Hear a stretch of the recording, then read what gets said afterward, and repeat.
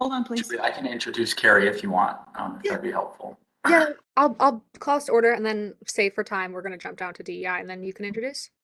Perfect. Hey, you are live. Alrighty, good morning, everyone. Thank you for coming to the April 22nd meeting of the Student Advisory Committee, and I will call us to order at a 10:01. For time, we're going to jump down a few items to the DEI overview at CSCU. Thank you. So at a previous SAC meeting, it might have actually been Brandon, not to put you on the spot, had asked some very good questions about diversity, equity, inclusion initiatives across Connecticut State and the Connecticut State colleges and universities. And so we thought that, when we had met with the board and discussed that very briefly, it might be a good idea for the SAC to hear some additional details about what's going on within our system, what's going on at the universities and the colleges as it relates to these important initiatives, and kind of what President Chang has charged our institutions to do in order to expand upon these initiatives on our campuses. So we're lucky to have Carrie Beckford here with us today. Her full-time role is professor of English at Tungus Community College, but she's also serving as the Interim Associate Director of Diversity, Equity, and Inclusion for Connecticut State Community College. So we had asked her to come here today to kind of overview some of the different programs and initiatives going on, and feel free to ask her any questions, and we can get a good dialogue going on this. So Carrie, take it away. Thank you so much. And thank you very much for this very gracious invitation. It's always a very good thing to be able to speak with students and to get your input and feedback on a lot of the things that are going on. I am occupying two different roles at this time, and I'm very pleased to do so. I thought it might be helpful if I kind of went back and told you how we even got to this place. The murder of George Floyd certainly affected so many of us, and it was at a time where I was having many conversations with lots of different people. One of them, Dr. Kimberly James, who is the interim vice president of the Office of DEI for CT State. And at the time, we were both at Tungus, and we were saying, we need to do something. We need to do something. What can we do? After lots of discussions that entire late spring and all through the summer, we were able to have a pilot office of equity and inclusion at Tungus. It was very popular and really wonderful to be able to do something and to focus and to help at least Tungus to say, this is the direction that we want to go in. We want to have an equity-minded campus. Well, be careful what you ask for, because pretty soon there was the question about, well, can you just do this for CT State? Just do it for all 12 colleges. And we thought, well, how are we going to do that? Well, more discussions and more discussions and more meetings. And this past fall, we started the Office of DEI for CT State.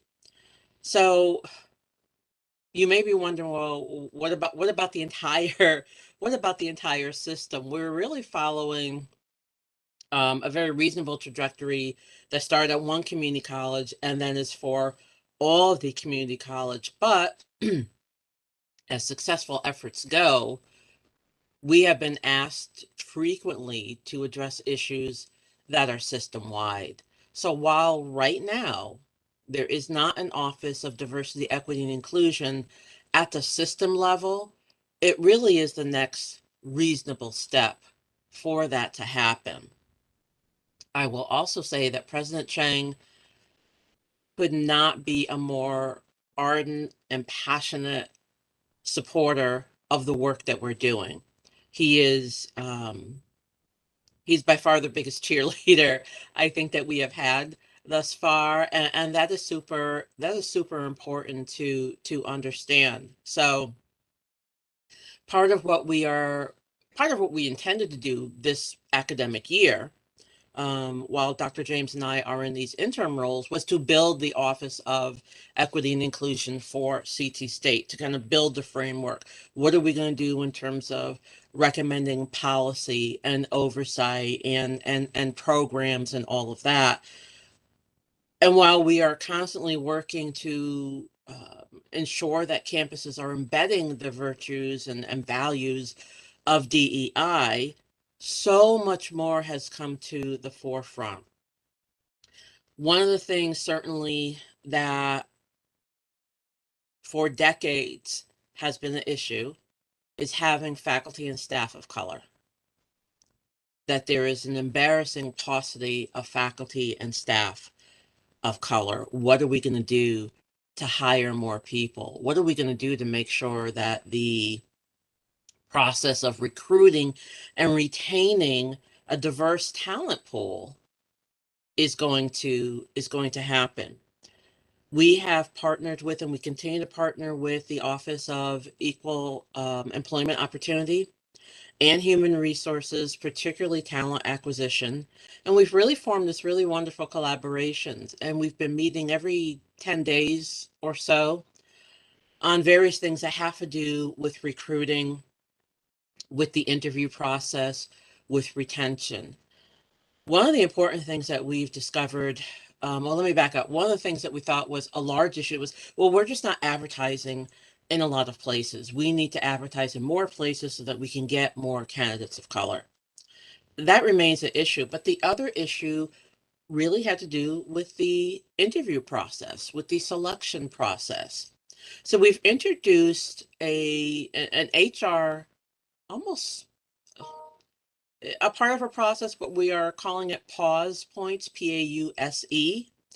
And what happens is, if the candidate pool that a search committee selects is not representative of the diverse and potential applicant pool, they kind of get a stop to their process.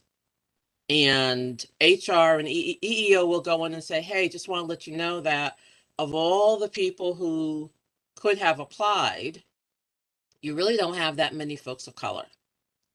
The choice for the campus CEO, when we're talking community colleges for just this part right now, the choice for the campus CEO is to say, you know what, that's fine. We need to move ahead with the research. Let's just go.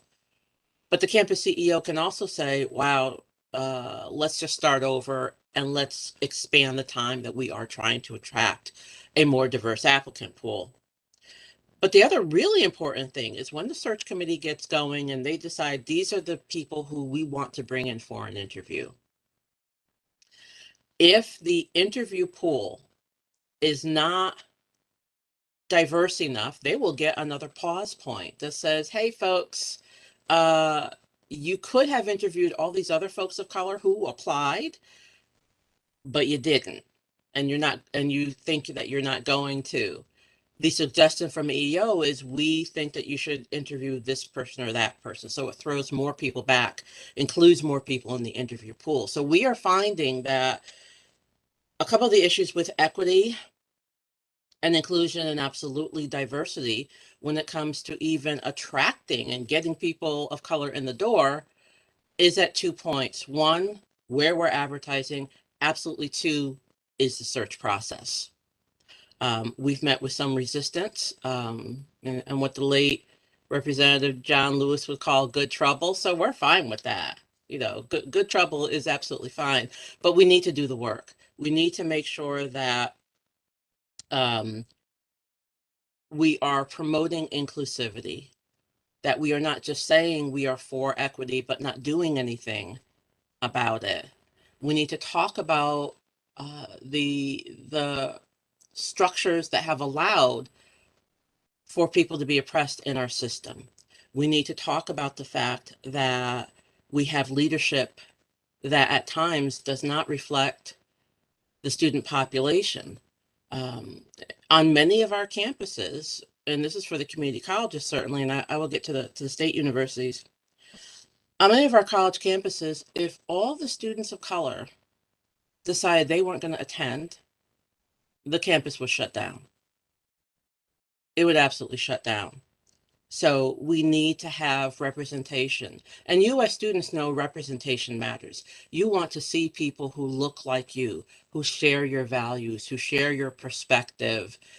When you come into a campus climate and it doesn't represent who you are in terms of gender identity, in terms of ability level, in terms of ethnicity or race, it can feel isolating. And we know that. But to be sure, it can be very isolating on our level too, as employees of the system. I will take myself as an example. As Angela said, I am a professor of English at Townsend Community College, and we all know that this is 2022.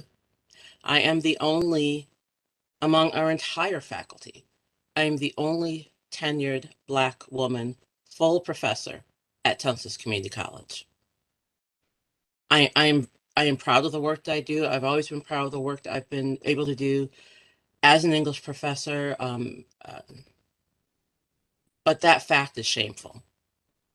It is actually, it is shameful.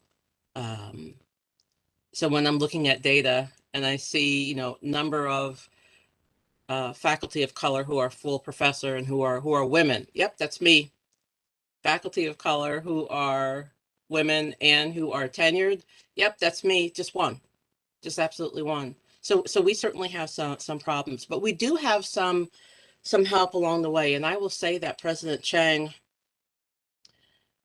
is very much interested in expanding a lot of what we do. Like I said, the DEI office is really for CT State, but we're addressing issues on all of your campuses. Every month, we do meet with the DEI leads on each of the state university campuses. We need to know what's happening on the university campuses as well, so that we can have a more symbiotic relationship. The next logical step is to have an office of DEI at the system level that does oversee the state universities, what will be Connecticut State Community College and Charter Oak Community College. That's the next logical step. We are already making moves to help as many constituents as possible, and that's everything from programming to individual issues. People who come to us and say, hey, I'm experiencing some microaggressions on my campus. What do I do? How can I handle that? Our other partner, and this one is system wide, it's the CSCU Equity Council. The Equity Council began in 2019. We began forming. We got our formal charge from our former provost, Dr. Gates, in 2020. What the Equity Council does is they recommend policies and practices to ensure that equity-minded campuses and environments are the norm in the state of Connecticut. Pardon me. Our members include representatives from the state universities, from the system office, from Connecticut State System Office, from the community colleges, and from Charter Oak. And we meet monthly to discuss issues. We want to make sure that we're addressing the systemic oppression. We promote anti-racist policies and ideas. We report directly to President Chang. There's no one else we report to. We are not making huge changes on our own. We're not telling people what to do. We make recommendations to President Chang and to other constituent bodies and stakeholders. We're very much in favor of professional development and making sure that employees have what they need. You may be asking in all this, well, where's the student voice? And where are we going to include students? But to that, I say that if we do not focus on equity and inclusive practices and diversity in all kinds at the administrative level, at the staff level, at the faculty level, we are not going to be able to help students. We have to address the kind of cultures we are creating for you. So yes, you are important. You're absolutely important. We wouldn't be here without you, but we're really trying to dismantle ways of operating that have caused our system in many cases not to be diverse at all and to be so homogeneous as to be a habit that's really hard to break. I'm going to stop and see if any of you have any questions. There's always so much more that I can add and share with you, but I do want to see if you might have any questions before I talk a little bit longer, and definitely let me know when my time is up. Thank you so much. I really appreciate that presentation. I see Brandon has a question. Excuse me, Julia, can I just recognize our unexpected and wonderful guest, Dr. Kimberly James has joined us. We didn't expect her to be with us, but we do welcome her. And Carrie, I don't know if you can see her on your screen, but if I she can. would like Good to- morning, Dr. James. Thank you, thank you. I was not supposed to be here, as I told Angelo, but we had a meeting that was canceled, so I decided to pop in. But it's good to be here and good to see all of you. Sorry for the interruption. Go ahead, Julia. And once again, sorry, Brandon. Thank you so much for speaking on issues of DEI, and thank you for the work that you're doing. So some of the conversations that I've had just in my advocacy at Southern's campus for the state, as far as state universities go, and I know your work is more so primarily working with CT State, but just in general for like across the system, one of the things that myself and several of my colleagues have noticed is that there sometimes isn't necessarily an equal focus on various different marginalized communities. And I know LGBT students oftentimes feel like we kind of fall under the radar sometimes and not necessarily included in issues of DEI. And also for students, faculty, staff, any member of our campus communities that have sort of, I guess, what you can say invisible identities, say disabilities and whatnot. Would you be able to speak on how maybe in your work or your recommendations for like what the system can do moving forward to make sure that there is a real equal spread of focus on all of those different communities? Absolutely. That's a wonderful question. To that, I would say, Brendan, is that this is a long game. This is not going to be something that is the flavor of the moment, which is why we have this office. And eventually it'll disappear maybe in a year or two. This is the way that we are going to operate. It's time to dismantle barriers that affect all oppressed people. However, the most continuous, the longest running oppression, if you will, has to do with race.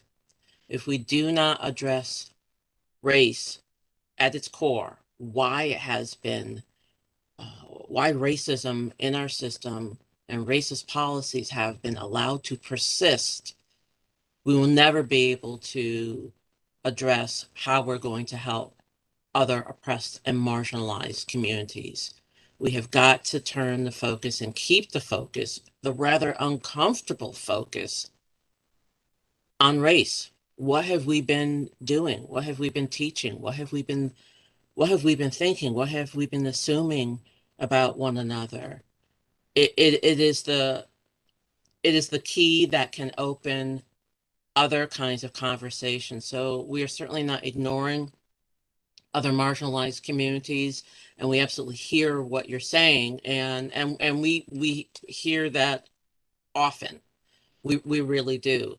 But it's very hard to do everything all at once. It's hard enough to get people to realize that we're serious about this. This is not going away. This is not waited out and maybe something else will happen and it'll just disappear. Maybe we won't fund the office. Maybe we won't have time for meetings and we can just act like it's just a little pet project. It is not a pet project. It is absolutely 1000% serious, and we are here for the long haul to address all the things that marginalized communities deal with and have to deal with. And like you said, Brendan, the folks with invisible identities. So we will get there. And we know that there's just an enormous amount of work to do, but keep putting the pressure on us, keep putting the pressure on everyone you can if you're a member of a marginalized community, even if you're not, everyone needs to be heard. We all deserve a seat at the table. Thank you both for the question and the answer. Will, go ahead. Hello, good morning, and thank you for your time and thank you for coming. So a comment and a question. A lot of myself and friends that I do have on campus, no matter what the culture is, I think a lot of people at this point feel neglected just because of the lack of resource, and some people more than others. And I think from my perception, I've been here for 2 years. A lot of people are falling away from education for that exact reason. Don't Has it been brought up in conversation to, for instance, placing people with different races into student work and of that such EA positions, and maybe not even necessarily teaching positions or professors, wouldn't it be smarter to work from the bottom up so that you can bring that, alleviate the weight one step at a time? Dr. James, do you want to answer that question? I have an answer. I'll let you start and I'll piggyback on it. I have something to say too. Okay, so it's Will, right? And what campus are you on? Naugatuck Valley Community College. Naugatuck. Okay. So when I was talking about hiring and human resources before, many of the times we hire the people with whom we're most comfortable and with whom we know. So it's very easy to hire someone who looks like you, who sounds like you, and who works like you. It's a comfort level. That happens in many industries. Your suggestion to really start at the student level is quite wonderful. And again, it's dismantling the systems of employment, elevation, promotion that don't have anything to do with equity at all. That they have to do with availability. They have to do with comfort level. That has to stop. That absolutely has to stop. We need to consider who is filling a lot of these positions. And you're right. It's not just saying, well, the student maybe is not available and the student, we'd have to train them and let's just have this person who's always been doing this job. No.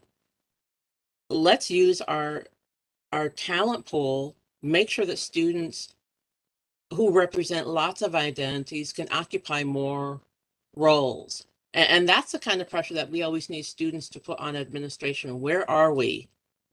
Why isn't this office more diverse? Why isn't that office more diverse? What are you doing to help us to not just be people who are earning a credential, earning a degree, but help us to, in our professional lives, help us to be more visible.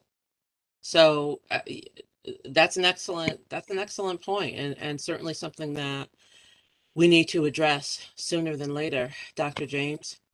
Yeah, I was going to add to that and say that we need to really look at our student body as a feeder system into a lot of the career opportunities and jobs that we have in the college system, right? Because what speaks more volumes is that when someone has actually moved through our system as a student, has obtained the credentials that they need that are necessary in order to propel them into a good job with a sustainable wage, right? And so, it does my heart good when I actually see somebody on our campuses that started out as a student and moved through, right? And is now in a really good position. What markets are programs and what markets are institutions any better than that?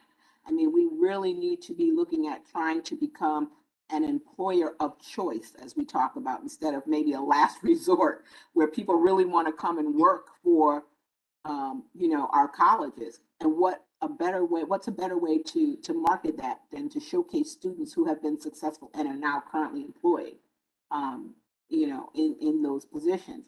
And so we spend a lot of time talking about that. But one of the things that we don't want to overlook is that there's also a need for our students to be credentialized and to have the experience and things that they need in order for that to happen, right? And so we need to create a vibrant pipeline of students so that we can help them move through the process and also receive the credentials and the education that they need so that they can become employees in our system.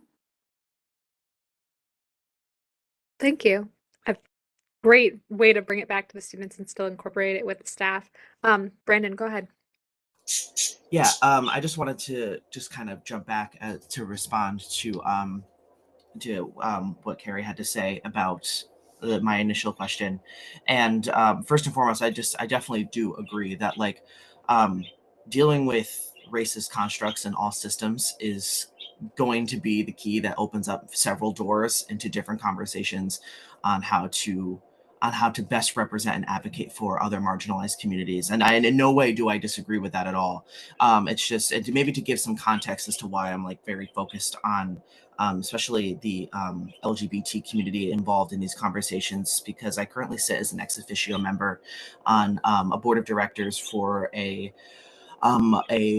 school that I'm helping to develop for LGBT students in New Haven called Proud Academy. And right now we're really focused on looking at a lot of different data that deals with how students in public school systems K through 12 experience their lives as LGBT people. And of course, a lot of the times that data will often reflect the experience in a setting of higher education. So I feel like sometimes it does go hand in hand. And the reason why I want to really emphasize, maybe just challenge a little bit the notion that you have to deal with only one problem at a time. And I know that's not necessarily what you totally said, that you can't focus on everything else. You have to do one thing at a time. I know that's not your argument, but I feel like, especially for queer people of color, there are a population of people that are most at risk for verbal and physical assault and harassment, to be overlooked in all aspects, for employment, for education opportunities, for financial aid opportunities. Queer people of color were at the forefront of why LGBT people have gotten to where we are as a broader community in this country. I feel like a lot of the times the racist systems that have been put in place for so long are also deeply tied into what is beneficial not only for the white man but the cisgendered heterosexual white man.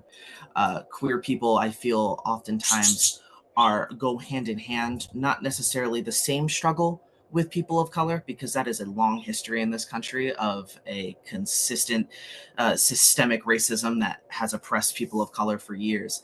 And I just feel like the systems in place that do oppress people of color oftentimes are also going to subsequently oppress queerness and anything that does not fall within the gender binary.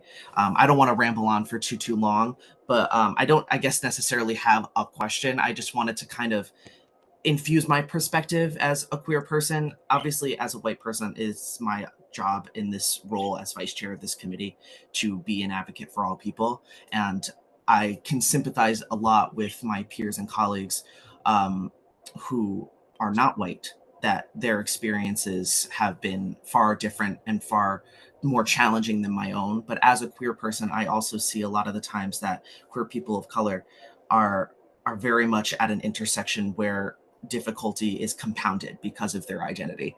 So I just wanted to maybe encourage just to really look at how queerness and race oftentimes are very much interconnected in a lot of different ways. Thank you, Brendan. To that, and just to save time, I will say I would love to talk to you more about this sometime in other venues. And you're right. You're absolutely right. And I appreciate your advocacy, not only with this group, but also with the school. That sounds absolutely fabulous. I would love to hear more about it. But this is part of what we need. We need for students to say, look over here. Don't forget these people over here. Don't forget this group. And we need for everyone to say, look, I want a seat at this table. I deserve a seat at this table, and challenge us. What are you going to do to make that happen? That's what you need to be asking. I thought I saw one more hand, but maybe Yes, to now, if you're ready. Okay. Yes. Hi there. So I'm Tanel Rhodes with Charter Oak State College, and I will be a student here for 24 more days. Yes, I'm counting down the days. Congratulations. Thank you. I'll be completing a master's degree, but I also finished a bachelor's degree with Charter Oak State College in 2020. And I want to tell you all a little story that dovetails perfectly into what you're saying, but still shows there's work to be done. So somewhere around the middle of this master's degree at Charter Oak, maybe last summer, somehow or another, I don't remember the line of conversation with someone at the school and other people in my life, I was challenged to say, someone saying, why don't you consider becoming an instructor? And in fact, why don't you look at an HBCU, a historically Black college or university, or maybe one of the community colleges, get in where you can fit in, somewhere in Connecticut, or maybe I'm originally from New York City, Brooklyn, New York, but I've lived in Connecticut for 30 something years. So my wife always tells me, you should just say you're from Connecticut. You've been here way longer. But nevertheless, I have ties to New York and Connecticut. And so I began snooping around and finding out what would it take to become an instructor. And I ended up applying to all of Connecticut state colleges and universities, as well as some private colleges here in Connecticut and in New York, and even a couple of HBCUs. And let me tell you how many responses I received, other than the automated response when you submit an application. 0. Meanwhile, I also made my intentions known at Charter Oak State College. And because I've gotten to know and become welcomed and supported and encouraged and really intimately involved with the faculty and even the president at Charter Oak State College, and even President Chang, as a matter of fact, I ended up just in March being offered a position to begin as an adjunct instructor at Charter Oak State College for the fall. So great happy ending. But the one thing I'm sort of dovetailing into what you were saying, Ms. Beckford, I'm not sure if you said doctor. I'm sorry if I missed your title there. No. Okay, but the one thing I'm mentioning is that it's wonderful that I was offered the position from Charter Oak State College, but like you said, it's because they're familiar with me, which is good, but it's not good in that I applied 6 months prior to all 17 of Connecticut state colleges and universities and received not a sniff, not even an inquiry of, well, when are you available? Or maybe next year. Nothing other than the automated response saying, we have received your application. Thank you for applying. So if I were you, I would call this to the attention of everybody that you can. Our VP of Human Resources and several other things, Ben Barnes, and this is for the system level. I would let him know. I would let President Chang know. The other thing, and not to defend the lack of response, is HR is tiny. Talent acquisition, these are really tiny offices and they only have so many people. But we know that the other thing that happens, and that's why to know this is really such good feedback. The other thing that happens is if a job calls for a master's degree and you don't yet have the master's degree, you don't meet the qualification and you're out. That does not excuse the lack of communication, but in a little over those 20 days, guess what? You're now qualified because at least you've got that minimum qualification of the master's degree. But you're right, because of people that you know and people who understand who you are, your passion, your talent, your skills, and wanting to give you as many opportunities as possible. This is exactly what we're talking about. And, because you knew someone. But on a larger scale, almost the systemic and dispassionate scale, if you don't have a master's degree, then you're not qualified. So it's extremely impersonal, and it certainly should not be. But again, we've got work to do just to even be polite Right. Which I do Um, understand. My concern was more in the sense that many other colleges around the country that are also taking this matter seriously, from me reading their websites and interacting with a few others that I know, said, well, we don't, just like any other job, we don't hire people for the fall semester during the fall semester. We hire in advance, which means there are many people that are about to graduate, just like other jobs. They will go to career fairs or job fairs and see that the job is being, that these people are highly qualified candidates in the making, and they'll give them a job offer contingent upon completing a degree. In essence, there might be more candidates soon to be available. Secure them now before they are exported to other states and institutions. Why wait until we are qualified by late in the summer? Anyone looking for a job would prefer to be hired in November, December, January, rather than wait till June when they have the degree in their hand for a job to start in the fall.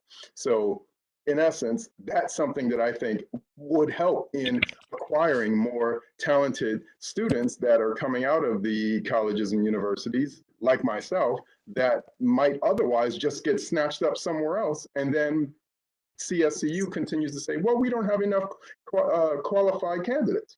Well, maybe there's people that are applying ahead of time and they're taken away because someone else, some other school or institution saw opportunity while the student was heading toward their final semester.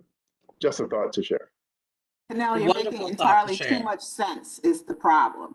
The more sense you make, because your name looks really familiar to me, and I think you were probably in my class at Charter Oak that I teach in the Master of Management program. Yes, that's you. Hello. But you are absolutely correct, and it happens to more than just students. We end up losing a lot of vital candidates for that very reason, because of the process. And I think, that's one of the things that we've been trying to take a look at in the process is, at what point do we, really expand to take a look at all of these individuals that are qualified and that we could have had that we've lost, because that happens all the time. Folks aren't going to sit around all day waiting to see, if they're going to get this position. And it's been that way in state service, at least since I've been in state service, and that's been a little over 35 years. I think when I was hired, I interviewed and I didn't find out that I actually had the job for almost 2 months. Wow. So by then, you're like, okay, on to better things. So I think it's definitely something that we really need to examine under a microscope a little bit further. And especially when you're talking about students that are graduating, prepared to go into employment and have the degree that they need. Correct. Yeah, I totally agree. And I think that one thing to try to share with whoever would be the right people is that, like you said, on to better things when you're waiting to get a response. But also, there's the fact that many times students like myself would rather try to be an instructor at a school where they have, or school system that they're more familiar, have more connections, or closer to home, all of those things. And if we don't get a response or reaction or don't feel the love, but University of Colorado or some other place somewhere else does respond because they have a greater need or they are working ahead of time, that tends to be where we go. And one of the concerns I've always heard from the governor of Connecticut and previous governors as well, and other community advocates, is we export too much knowledge and talent out of the state of Connecticut. Both people that grew up here and people that have come here for education leave too often. And sometimes we're shooting ourselves in the foot. You actually have the talent here. Capture it while it's here. Harness it. Janelle, when you get a chance, can you send as long an email as you would like to Dr. James and I about all of this? I always like to have things written down, so at least I can move forward rather than just have a conversation. So if you don't mind, if you could contact us, and yeah, we need to talk about this. We need to do something. But wonderful suggestions all around. Thank you. Thank you. Is there someone that can make sure I get your email Yeah. addresses? So now we'll get it to you. Thank you kindly. Thank you. Thank you, both of you. Haneen, go ahead. Hello, my name is Haneen. At first, I wanted to thank you both for coming in here and speaking on this such an important issue. I represent Central Connecticut State University. Thought that would be important to mention. It is. I've been involved in a bunch of like search committees, and it's really sad to me that a lot of the candidates like lack diversity. Like there will be like multiple candidates and like a huge applicant pool, and they'll pick like the white candidates and the males as well, which is it's really disappointing, especially because like the roles are like higher up as well as professor roles, which are also really important. Yesterday, President Toro, she gave a presentation about the enrollment, and I'm sure you've heard of like the enrollment going down and everything in all the colleges, especially in Central Connecticut. It's like we're the lowest in enrollment. And I was wondering if you think that has something to do with diversity, and if that's like a good argument to make, like to say that like if we were willing to like include more people of color in the campuses and the administration wide, would that help increase enrollment? And is that something that we should look into? Thank you. Dr. James, can you take that one? That's an excellent, excellent question. Mhm. I don't have statistics, but I'm sure there are plenty to support that. Anecdotally, this is why we're in the positions that we're in, because we're fighting for things just like that. I mean, students need to see people that look like them on these campuses. And like Carrie was saying earlier, the large amount of students of color that is rapidly growing throughout our system, we can't afford not to. Because students have entirely too many choices. We are, in direct competition with the private institutions, more so now than ever, since our student populations are shrinking across the entire state. So students have choices. And, we need to be proactive and really start beefing up, how we recruit and who we recruit to be in these key positions for folks, on the campuses. We often talk about not having folks of color in key leadership positions. This is one of the things that President Chang is strongly committed to make sure that there are folks of color at the top. I can say the same thing that Carrie was saying. I mean, I am the highest ranking person of color in our system. That is insane. And I'm interim. So, that's insane, right? We're like interim university. Everybody's interim this, interim that, and wearing 50 million interim hats. So it's really difficult when you look at that. Where's the stability, in having folks of color in positions that are long-lasting positions, where they're going to be, where they're going to grow, where they're going to interact with students. So I totally think, I know I just don't have the statistics to back that up right now, but would be happy to look them up for you, because that is a key problem that we're facing, is that we do not have enough folks of color on any of our campuses in positions where, where students can interact with them. And I'm talking about, at all levels, from the highest level all the way down. When I first started in the system, there were a lot more folks of color, and we had a lot of things to support them. Because one thing about hiring folks of color, you can hire folks of color, but if you don't have any support mechanisms in place so that they stay, or so that they feel welcome, then they're not going to be there very long, right? It's just going to be a stepping stone until they can find somewhere else to go. And so those are some of the critical components that we need to put in place in order to make folks even feel welcome in our system and want to be part of our system. Thank you. I feel like that's such an amazing answer, is that we need to build support before we can put the house in.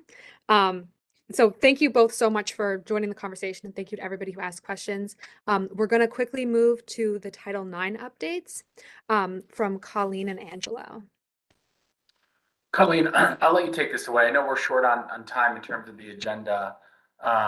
So hopefully we can skip roll call this time around, give Colleen a few minutes to talk about student-facing initiatives for Title IX. Two really quick things. We have a meeting for SAC next month in May. We'll talk more about the longevity and future plans for SAC at that meeting. The only update for Connecticut State was that NETCHI approved the substantive change document, and there is a website on the ct.edu server that gives all that information. So that the NETCHI reports, the organizational charts, where things stand as of today. But that is great news in terms of us moving forward with Connecticut State Community College and the 12 locations. So if you haven't seen that, take a look at that website, and I'll put the link in the chat if you have not seen it already. But Colleen Kearney, take it away. Good morning, everyone. Can you hear me okay? We can. Great. Thank you. Thank you so much for having me. My name's Colleen Kearney. I'm a project director with CSCU. I work for Angelo with Title IX. And just to give you a quick overview of some of the initiatives that we are working on.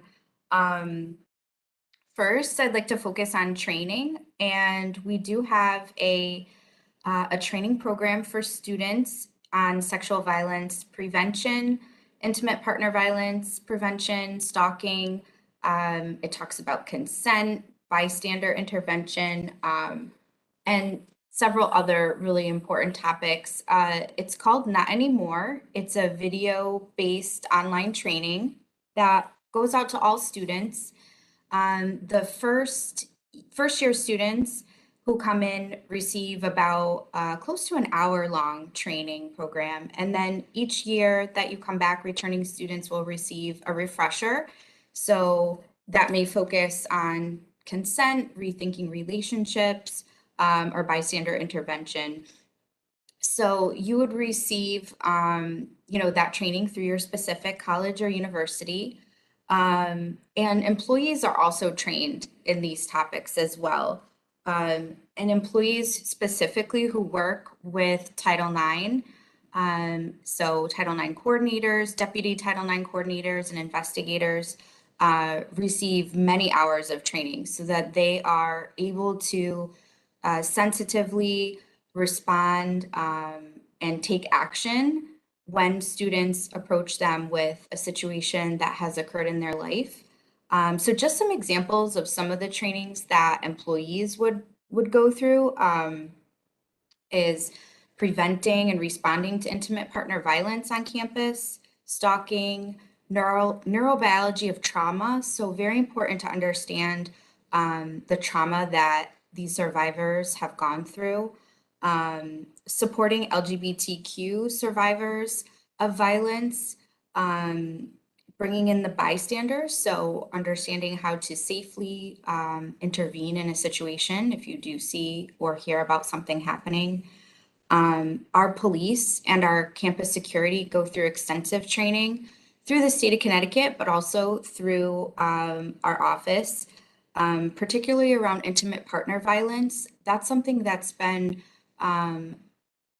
it's a issue that's been around for as long as, we can remember, but lately you've probably heard more about that in the news. There's been some high profile cases that have come out recently. Unfortunately, there's been some fatalities as well. And so we want to make sure that all of our staff, especially our campus police and security, are trained very well in those topics. And our employees also get a lot of information on how to support survivors with disabilities as well. So there's a lot of training that goes out. There's also a lot of community partnerships because we in Connecticut are very lucky to have strong relationships with our statewide coalition against domestic violence. It's called CCADV, Connecticut Coalition Against Domestic Violence, as well as the Connecticut Alliance to End Sexual Violence. Those coalitions work in Connecticut and oversee smaller community programs. And all of our schools, all of our community colleges, all of our universities have MOUs or memorandums of understanding with these agencies. And what that does is it creates a really strong partnership so that if our students or employees are experiencing these crimes and they want to talk to someone outside of campus, maybe they don't feel comfortable for whatever reason, talking to someone on campus, they can go and these community agencies will provide 24/7 hotline coverage. So you can call in the middle of the night. You can call on a holiday and they will be there. Someone will pick up the phone, and they also will provide free and confidential counseling to our students and employees. So, and they will come on campus. So if it's easier for a student, if they have a situation at home where it's not safe for them to, share with their family or share with their partner that there's something happening, these advocates will come onto a campus. They can meet in a location that's more comfortable for the student and talk to them and provide that free and confidential counseling. These community agencies also will provide hospital accompaniments. So if there's a medical need that our students have, they will go with you and they're trained. They can help be an advocate for you with doctors and nurses. They'll also provide assistance with criminal and legal proceedings.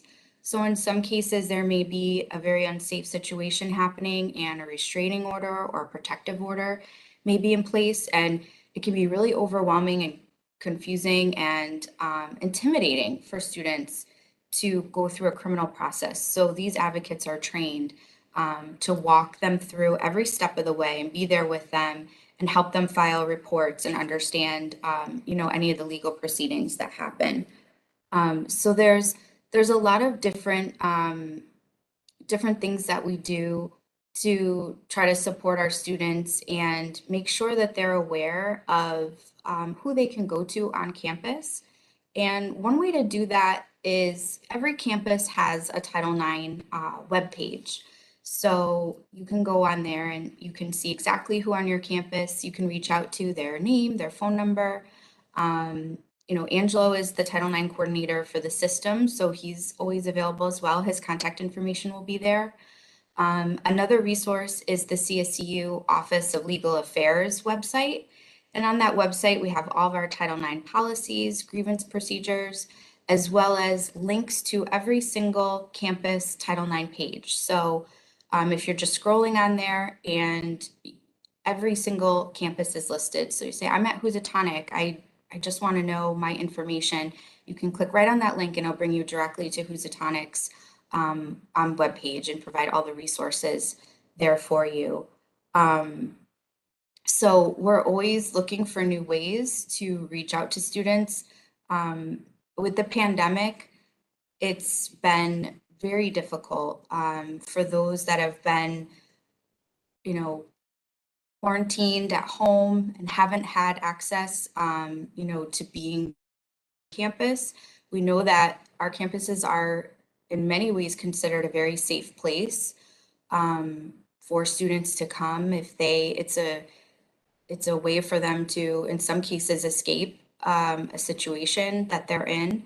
So, really, really looking forward to having students back on campus and just keeping an eye on them because there may be, this fall semester, more coming forward with, situations that have happened, and just want to make sure that our staff are ready to respond compassionately and provide all the resources that we can to help them move forward. So that's just, I don't want to ramble on for too long. That's just a really brief overview of some of the things that we do, the training we provide for students and staff, and some of the resources that we have available to us. So Angela, I don't know if you have anything else to add, or if there's any questions, we're happy to answer them. Brandon has a question. I'll defer and then see if there's any questions. Brandon, is that a new hand or a previous This hand. is a new hand. Hello. Thank you for giving us that overview. It kind of puts everything into perspective of like everything the system does. This is kind of something I brought up like a long time ago on my own campus, and I think I might have mentioned it at SAC, but I don't remember. Not Anymore is a really good resource if it worked. The problem is like, as like in my role as like a peer mentor at Southern, for example, I've had 2 classes of first year students, and Not Anymore is required as part of their like engagement path. This is just what we do at Southern. But it's kind of like a well-known thing that all of the PDFs with all of the answers to pass the tests for Not Anymore are the first thing that pop up when you Google it. So a lot of first year students and a lot of second years, third years, fourth years, whatever, when you have to do the follow-up trainings, you throw Not Anymore on mute and you just kind of wait till the test pops up and you get the answers and you go. So it's something I brought up with our victim advocacy center and just in general about like, this is probably not necessarily effective, and that there really isn't too much supplemental stuff to kind of hopefully encourage students to really get a sense of like, okay, everything in Not Anymore is actually really important and valuable information. So that's a problem that's not necessarily an easy solve, because I don't know necessarily whether or not Not Anymore is something that the system has chosen as our resource for disseminating those trainings to students, or if it's like a federal thing, a state thing. I don't know. Maybe you can clarify, but I just know that like Not Anymore is really for some students their first ever like introduction to sexual and relationship violence and sexual misconduct, and learning about bystander intervention and what consent means. And a lot of that material in there is invaluable, but students hear very quickly like, oh, you have to do Not Anymore. Okay, just Google the answers, you'll be fine. So I don't know if that was something that you guys are aware of, but like it's just everybody knows, at least on my campus, that like you can just Google that stuff. So it's not necessarily a question, more or less just a general concern I just wanted to kind of put out on the radar. No, I did not know that, and I don't think Colleen did No. either. We did select Not Anymore for our system because we wanted congruency across the 17 CSU schools. So, what someone learns at Housatonic should be similar to what they're learning at Southern and at Charter Oak. So that is a system contract. Colleen is the point person with Not Anymore, and I will say there's been some leadership changes at that company. But we will look into that. Maybe they need to figure out a way to scramble the answers so that you're not getting the same questions in the same format and the same numerical structure. But yeah, that's concerning to know. I haven't Googled it, but we will. I guess Colleen and I are not as creative in terms of doing that. But that is something that we'll definitely look into. But the Not Anymore platform is across all 17 CSU schools. So we want to make sure it's effective and it's meeting the needs, and that students are actually learning from it, as opposed to just Googling answers and clicking through. But duly noted. That's good to know. Absolutely. Thank you. Thank you. Yeah, thank you. And thank you to everyone who joined us today. I know we're cutting it a little short for today, but if anybody has any questions, please reach out to me, to Colleen, Carrie, and Kimberly, just for anything general stuff. Brandon, I'm not Brandon, Angelo or Pam, am I good to call the meeting to a close, or do we want to do roll call? I think we'll skip roll call for this one, and Pam said she's okay with that. I know you have other meetings and classes to get to, so we can end right on time today if that works for the group. I do have an extremely quick question. So being that I'm done in 24 days and there's a student advisory committee meeting June 10th, where I technically will no longer be a student, do I attend the June 10th meeting or no? I don't mind. I've been in contact with Wanda Tennell, so we're working on a contingency plan. So I think you're off the hook. All right, well, I'll be there for the May one and bid you all farewell for now. It is not our expectation that graduates will come back for a meeting. We'd love to have you, but we certainly don't expect. Historically, our students, their May meeting is their last meeting for those who graduate. So love to have you, but we'll get you on the adjunct professor side to know. How about that? All right, sounds good. Awesome. Thanks. Fantastic. Thank you, everyone. All right, then I will call our SAC meeting to a close at 11 a.m. Thank you, everyone, for joining us. Thank you. Awesome. Thank You're you. welcome. Yes, for coming. Sure. Have a great Thank day. you. One, have a great day.